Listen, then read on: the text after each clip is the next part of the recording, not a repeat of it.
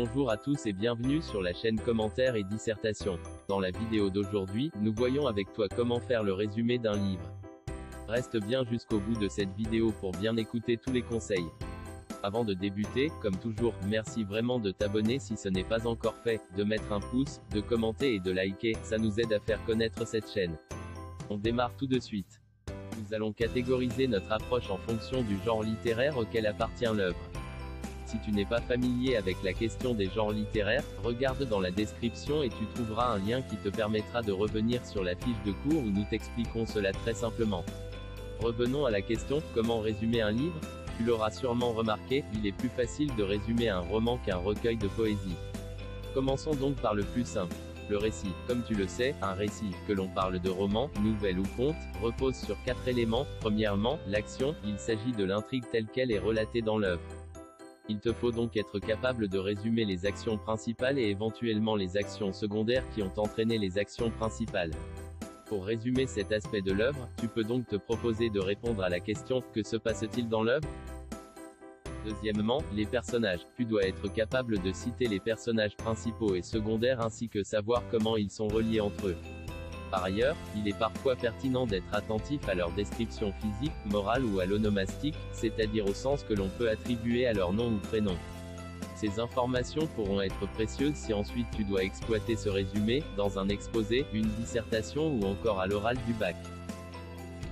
Ensuite, essaie de voir comment interagissent les personnages en réfléchissant à ce que serait le schéma actantiel tel que l'a défini Greimas.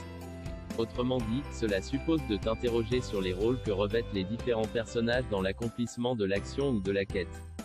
Ainsi, le destinateur est celui qui est à l'origine de la quête ou action. Ensuite, le destinataire est celui à qui profite l'action. Le sujet est, quant à lui, le héros ou personnage principal. Celui-ci bénéficie en général de l'aide d'un ou de plusieurs personnages appelés adjuvants. A l'inverse, il est empêché dans sa progression par un ou des opposants. Ensuite, il est vraiment intéressant lorsque tu résumes l'action d'un récit de réfléchir en termes de schéma narratif. Cela te permet de voir la structure et l'évolution des différentes étapes de la narration. En effet, ce schéma structurant a été repéré dans les contes. Ainsi, la situation initiale est la situation par laquelle s'ouvre le récit. Dans les contes, on est souvent dans une situation stable. Puis, l'élément perturbateur vient rompre la permanence de la situation initiale, un problème survient. Alors, pour résoudre ce problème, vont s'enchaîner différentes actions appelées péripéties. Elles constituent la troisième étape de ce schéma. Alors, un élément de résolution surgit et met fin au problème survenu lors de l'élément perturbateur. Enfin, la situation finale vient clore le récit dans une sorte de nouvelle permanence. Troisièmement, le temps. Il s'agit de voir comment évolue l'œuvre.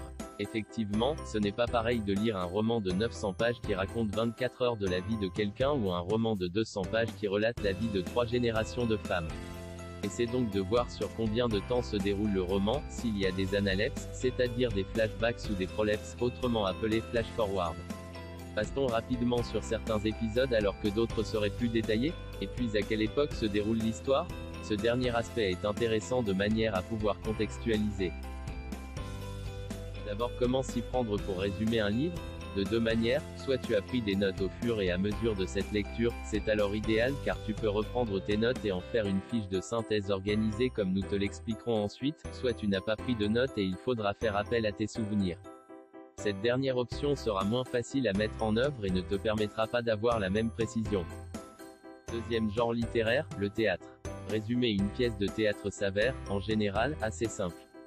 Pourquoi? Parce qu'au théâtre, le découpage est assez marqué, entre les grandes unités que sont les actes et les petites unités que sont les scènes. Comme pour le roman, nous te conseillons de prendre des notes au cours de ta lecture. À la fin de chaque scène, tu résumes en une phrase ou deux ce qu'il s'est passé, les personnages concernés. Il est parfois intéressant et c'est spécifique au théâtre, de prendre des notes sur les didascalies. Elles permettent parfois, grâce à l'évolution des arbres qui ont perdu leurs feuilles ou qui sont désormais en fleurs de percevoir le temps qui a passé depuis l'acte précédent. Par ailleurs, les didascalies permettent de mettre en relief l'état psychologique du personnage.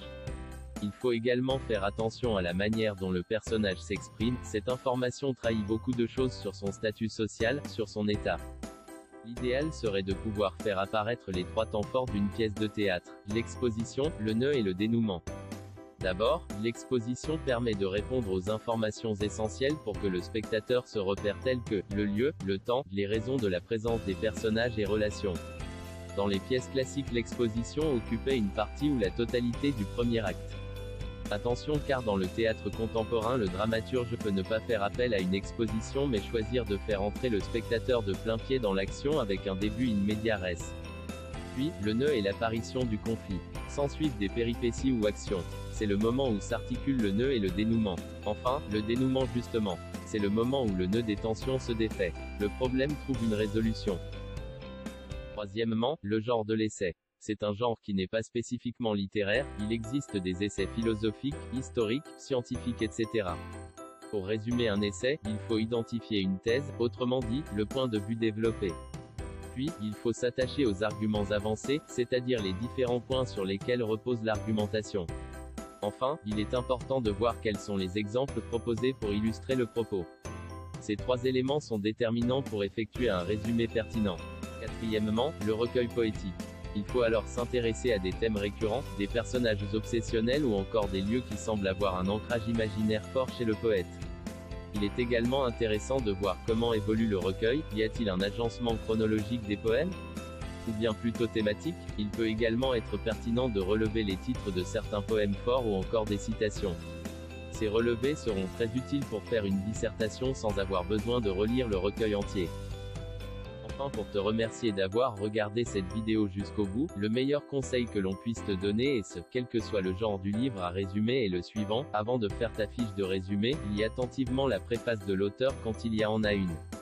En effet, tu dois comprendre que l'auteur y définit un programme de lecture, c'est donc pour toi la meilleure façon de savoir comment bien lire cette œuvre sans en trahir le sens. Voilà, nous espérons que cette vidéo a pu t'aider. Merci encore